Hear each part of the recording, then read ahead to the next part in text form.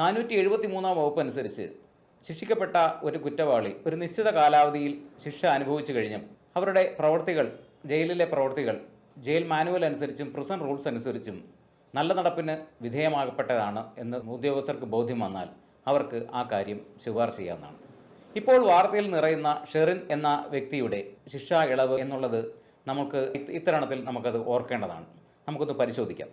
കാരണം ഷെറിൻ്റെ ശിക്ഷാ കാലാവധി 14 വർഷം എന്ന വാക്കല്ല ഉപയോഗിക്കുന്നത്, ജീവപര്യന്തമായിരുന്നു.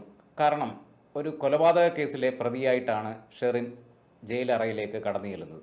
ജയിലറയിൽ ഒരുപാട് കുറ്റകൃത്യങ്ങൾ തുടർന്ന് ചെയ്യുകയും ജയിൽ റൂൾസും പ്രിസൺ മാനുവലും ഒക്കെ കാറ്റിൽ പറത്തി അവർ പ്രവർത്തിച്ചതിനെ തുടർന്ന് നിരവധി തവണ ജയിൽ മാറ്റം വിധേയമായിട്ടുള്ള ഒരു വ്യക്തിയാണ് ഷെറിൻ. ആ ഷെറിനാണ് ജയിൽ അധികൃതർ നല്ല നടപ്പ് വിധിച്ച് ശുപാർശ ചെയ്യുന്നത്, ശിക്ഷ ഇളവ് വരുത്തുന്നതിന് വേണ്ടി ശുപാർശ ചെയ്യുന്നത്.